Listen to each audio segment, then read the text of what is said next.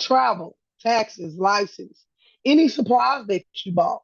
I have a lot of clients that struggle in this section because they do not know how to categorize. That's where you, as a tax professional, take the opportunity and offer your business clients a small class teaching them about categories. Or they can use a system like QuickBooks, or if it's something that you can offer them, a system that you already use that will make this part easy come tax season. I believe you should. I think the most difficult part about doing Schedule Cs is making sure you have the appropriate and correct information. Okay. And so anything that you have spent that is an expense in your business is reported here, whether that's car truck expenses. Okay. You go here, you put in your miles, you put in um, your vehicle, it will calculate depreciation. It'll also give you the standard mileage rate, and it's auto calculated as well. Okay. So expenses, they are not tough to come up with because in a business, you spend money every day. They're just tough to keep track of. Okay. Um, any questions about the expense part? I think the number one, go ahead.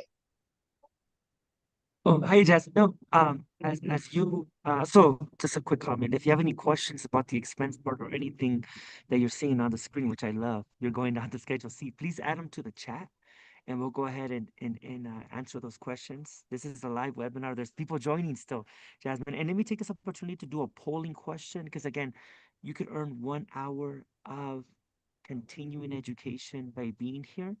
And the polling question, let's see if I can find it, is do you, the polling question says, and are you interested in having an online tax software? Are you interested in having an online software in general? Because I know there's desktop software, Jasmine, and there's online software. You're showing us online here. So I'm just curious to hear from the crowd. Are you interested in having an online software? Answer yes, no. It doesn't matter how you answer. We just want to make sure you're listening so you can earn 1 hour of continuing education. Uh, but we do have a question. I don't want to interrupt the presentation, but it says here from Sergio, how can I get a report of income taxes that I have not transmitted, completed, and not completed with the software? But I think you can answer that later. I don't want to throw you off because you're in the zone right now, Jess. Okay. Okay. So I'm going to Thank you. bypass Continue. Please. Thank you so expenses much. if there are no questions about expenses. I want to input this. I do not file expenses if I have no proof. And I think we live in a time where the hustle now is tax returns. And I want to clarify something to every tax professional is that black and white is king of all things. And I am the person that if it is not in black and white, it does not go on a tax return. Okay. And as far as your due diligence as a tax professional, you are obligated to have proof of everything you put in the return. All right. So let's talk about cost of goods sold. So a lot of times you may not get clients that actually know what this is, but if they have been in business more than a year or a second year, do they have a beginning inventory? Do they know what that is? Do they have a software that calculates that for them? There is not a way that you as the tax professional can calculate this for them. This is something that they would already have to know. Okay. What they purchases, what was the cost of labors, what are they spending materials and supplies. That is not stuff that you can just put in here. That is stuff that has to be provided for you from the client. And if they say, well, I know I had an inventory at the beginning of the year, I'm just going to guesstimate that it was this much. That is not sufficient. There needs to be something in black and white. I'm going to guesstimate how much I spent on materials and supplies. Cannot do that. So a lot of times, if clients do not have this proof, I leave this section blank because I need to be able to show the IRS, or even if somebody comes out and does an audit, that everything that I put in this tax return, I have received from the client. Other costs can be anything that is not asked in part two. So if there is a category that is not listed here that you need to report, you can also put that in other cost summary, okay? Inventory at the end of the year is calculated once these other things put in. And I can just play with something and kind of show you. So before I do anything here, we're going to take a look at the left part of the screen where it says federal tax summary. So it'll tell you right now we have a total income of $87,600. We owe $8,053. It shows you your total AGI, your deductions, your credits, your tax payments. Okay. So we see what we have here now. So I'm going to say beginning inventory at the beginning of the year was like 3,000. All right. I'm going to say we purchased $5,000 worth of inventory. All right. We spent $7,500 on materials and supplies. Labor cost us $10,000. All right. Nothing's going to change. I have to click save first. So I'm going to click save. All right. Now, if you looked, everything has changed in my return. Okay. It has taken my income down by about $500. But for most of the part, it has taken my amount you owe down by 6,000. Okay. However, this will differentiate depending on what they have or if they have anything. So because I'm saying I don't have this information, I'm going to take it out. I just kind of wanted to show you what this section does because it is not calculated with the rest of the stuff.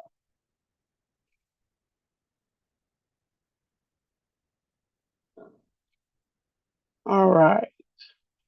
So if you have any part four vehicle information, if you are Schedule C and you have a carrier business or anything like that, or anything that requires you to use your vehicle in order to do business, you write it off here as well.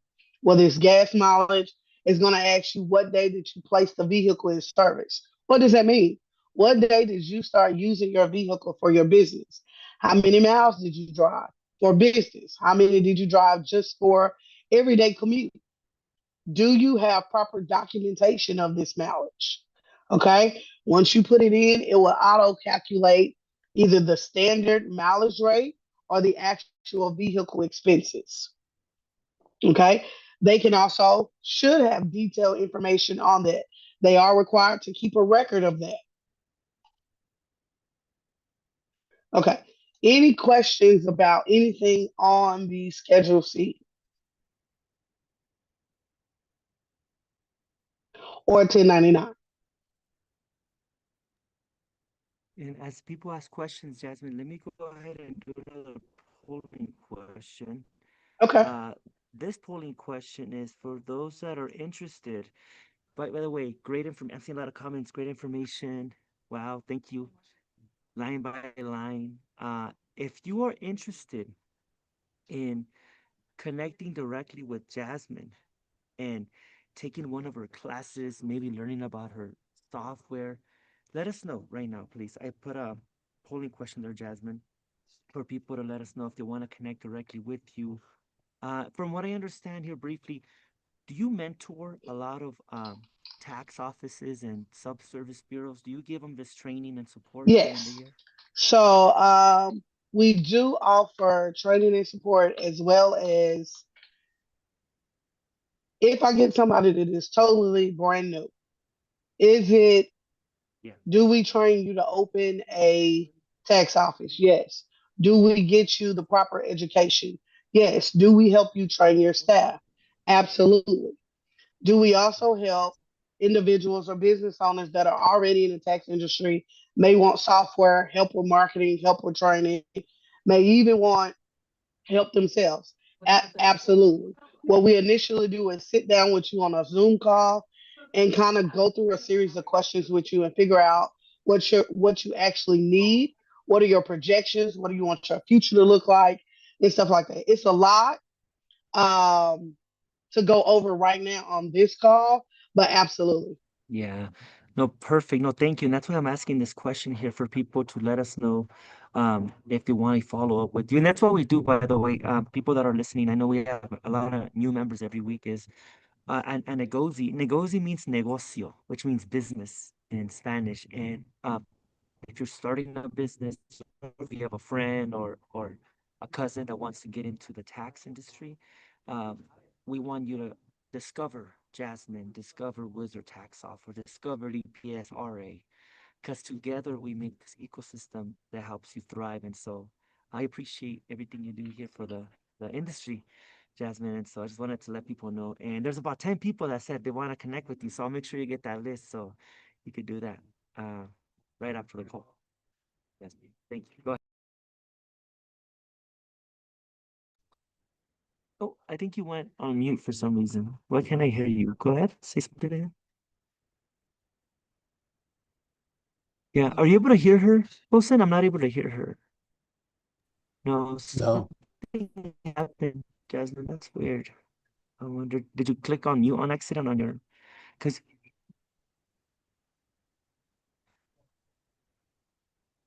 yeah, we're still not able to hear you, Jasmine.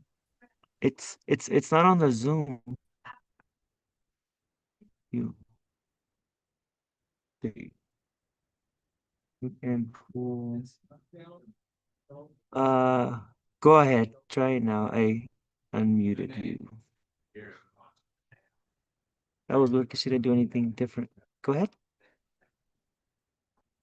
Huh, what happened? That's weird. Maybe your headphones ran out of battery, Jasmine? It could be. Let's see. Because you suddenly went on mute. Yeah, it was going so well until I interrupted you. You want to make it out this one?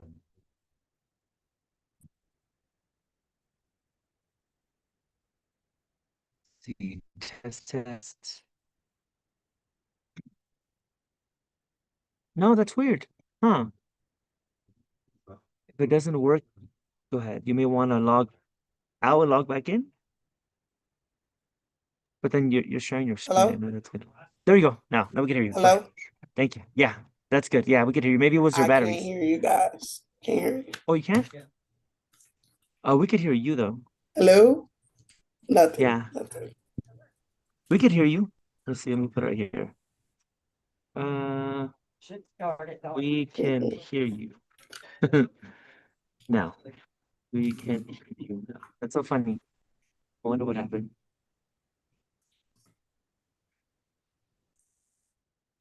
Test. Um, Did you hear us? 3, 2, yeah, 1. I can. Okay, There we go. we're back. So Thank you. sorry. All right. So No now worries. what I'm going to show you is a 1065. I don't have to leave the software to actually do that. The only thing I have to do is close out this return. I'm going to click yes. Now, all the information that I put in for this return is sitting on this screen. Okay. Anything else that you would need to know, and the client will see the exact same thing that you see. So in order for me to do a business return, I'm going right up here to this business tab. I'm going to click on it. And then it's going to basically ask me what form I want to file. I'm going to unhide my clients because I don't remember what I named it. Here we go. All right, so this is what I've actually already put in for a dummy return. This is all the information you will see once the return is complete. It has the same capabilities as individual return as far as functionality, feasibility, simplicity. We see that here. It looks the same, it operates the same. You're not going to have to learn anything new, okay? The only thing you're going to have to know how to do is the file a corporation return, okay? And so when you have the partnership information here, how to contact the client. If a client calls, you can tell them what their total income is, gross receipts, everything's here. If you're trying to track what your tax preparers are doing, it'll track the system just as the individual did, tell you how long they were in the return. It will also give you the return history as well. You can also still password protect it as well. Okay. So I'm going to edit, or hypothetically, let me back up. Let's say I'm working with another client and a client calls and they need some information from their return. I don't have to back out. I can view the input of another return if I need to, or view the input of the return that I'm looking at, and I can actually see it without leaving this screen. Okay. Come off. If I wanted to view in print, same format, it gives me the ability to email the client the actual tax return without having to wait for a PDF or a pop-up. I just click on customer. I can select which forms that I want to send if I don't want to send an entire return. And I can email the customer right here.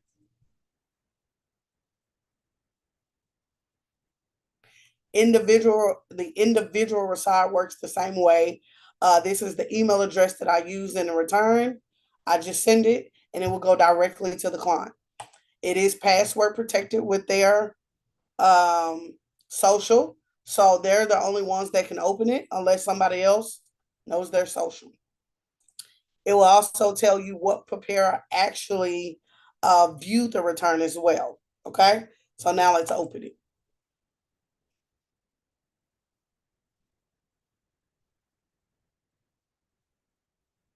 So I'm going to give you the basics of a 1065 because we don't have enough time to go in depth about a 1065 or 1120. But I would like for you to understand the concept of it. So again, 1065 and 1120s. 1065s are for partnerships, LLCs. 1120s are for those that may be corporations or LLCs, but are taxed as S corps. Okay. So if you have an S corp, they are filing an 1120. If they are just an LLC with at least two partners, they are filing a 1065. So here we have the same partnership general information, just like we did on the individual return. This is just the company's information and the anything you would need to know. The person that is signing the return, the contact information, what type of business entity they're in, their calendar year, which is typically if they are a business that this is not their first year in business, it's from January to December. Okay. So all this is their company's information. And then the partner that is actually going to sign the return. Here's where we click if this is the initial return, or if somebody's having to file an amendment for their 1065 or 1120. We can say it's an amended return, or it's the final return, or anything like that, or they've done a name change or something. All right, so the first thing we're going to do is fill this out. Okay, once we fill this out, what you're going to do is add your K1s. How do I do that? I'm going to go over here and I'm going to type in K1. All right, I'm going to pick on the first one that comes up. All right, why does this have two numbers here? All right, it has two numbers because these are my two partners.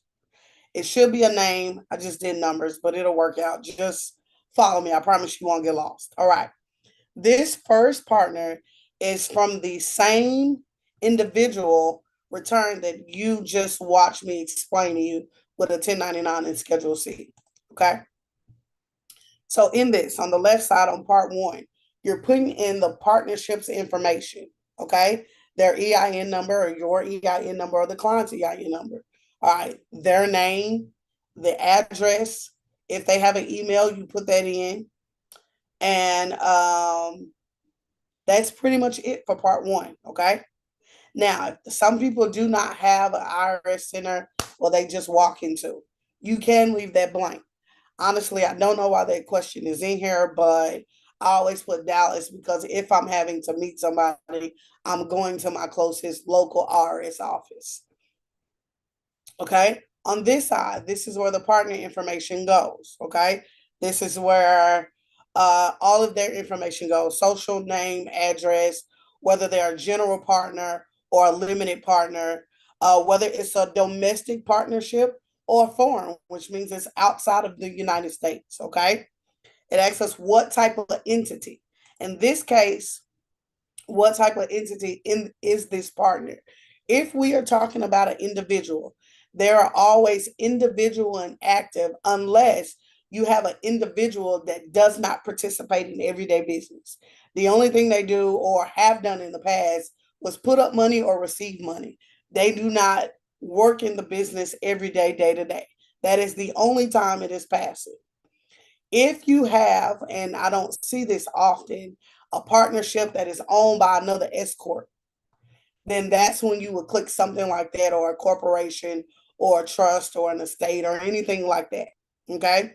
So if the person we're talking about is an estate, then it wouldn't be individual, it would be estate. Okay. You have to know who you're filing the return for. And in this instance, we're doing two individuals.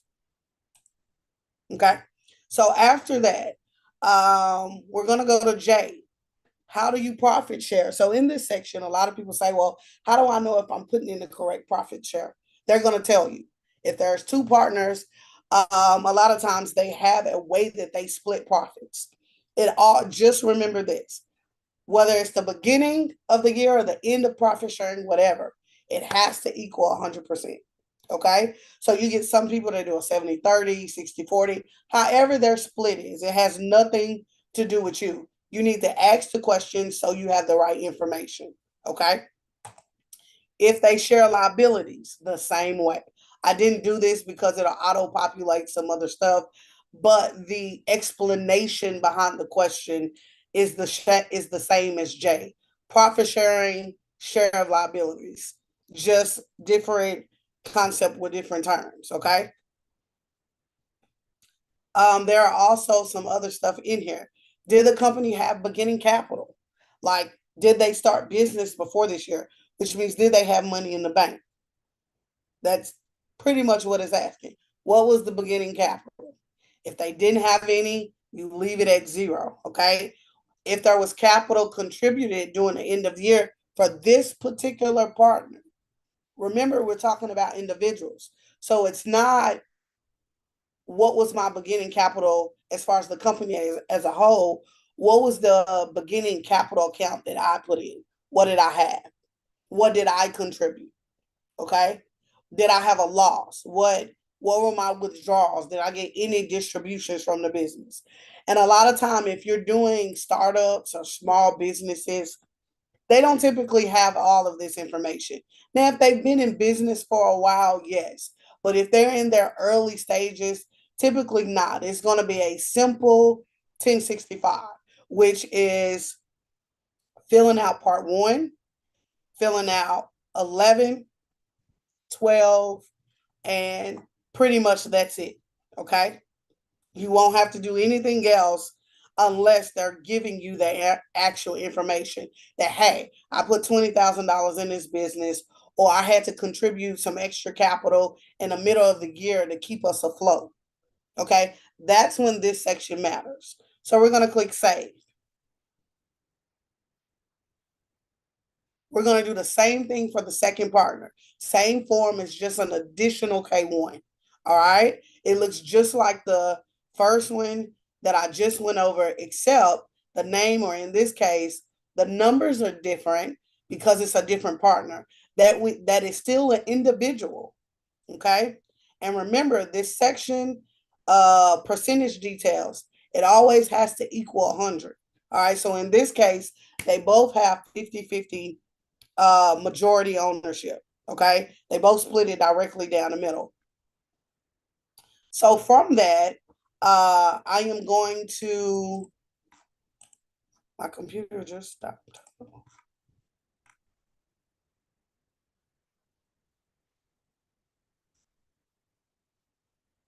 Okay, there we go. I'm going to click save. I have nothing else to do on this form. Now, if a partnership has multiple members or managers besides 2 people, you continue to add them there. All you do is click the add new button, and you would come in and fill the same thing out. So you may have 4 partners and they may split it 25% apiece. You should have 4 partners listed here with 4 socials or the same EIN number. All right, so for the sake of time, I'm gonna do one last thing, and I wanna make this, all right, so when we go to page 1065, page 1, this is where we deal with income of the business, okay? Income of the business is everything that came in the business for the year, what they made for the year. It doesn't matter how it came in, all we need is a total. Same thing when it's adding up W-2s or 1099s. So here we're gonna pick, they made a little over $600,000 for the business, okay? All right, so typically a startup or a small business, if it's a local startup, pretty much again, it's gonna be a simple 1065. Did they have other income that is not listed here that came from an estate or a trust? That is the only time you use number 4, okay? What were their salaries? Did they have salaries? Did they pay anybody? Or did they just issue 1099s? Where'd it go? Here we go. Here we go. Okay, number 9. What were their salary? What were their wages? Did they pay medical insurance? Again, they would have all this information to provide to you. If they don't have it, that means it is always 0. Okay. Again, we don't want to put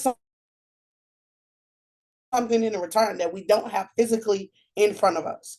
So in here, I put that they spent $225,000 on wages. It's going to automatically do the calculations. Did they have any repairs or maintenance? Did they have any bad debts? Did they have any, what did they pay in the rent? So it's asking those same questions as if we were filling out a Schedule C. And all we're doing is putting in the information that is provided to us in the correct, on the correct line. Did they pay any interest? Did they have any depreciation when it came to equipment and stuff like that? Again, if you are not a person that is versed in corporation returns, again, I'm giving you the simplistic form of a corporation return, which is basically income, expenses, and write-offs. All right, so let's say you have something that isn't listed here. All right, you need to write off other stuff. You can do that here by clicking other income. You list whatever it is you have, the description of it, and the amount that you spent on it.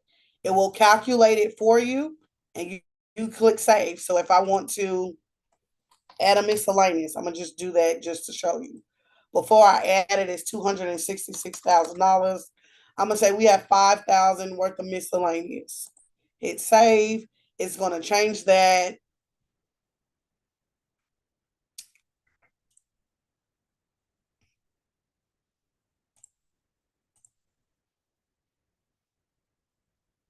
Did it leave? Where'd it go?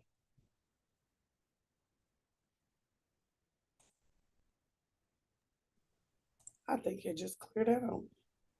Okay, so it should have changed it. Wrong place. Jasmine. There we go. So it added it in there for $271,000. So you're only adding, again, what they can provide to you. If they don't give you any business expenses, then you do a return without business expenses. Any questions on income section of a 1065? The 1120 is done the same way. Yeah, if you have any questions on the chat, you can let us know here, and then we can answer them. I do have a question because since we're streaming on YouTube and Facebook, Okay. Jasmine, I do have a question here that says, what if one of the partners has an I-10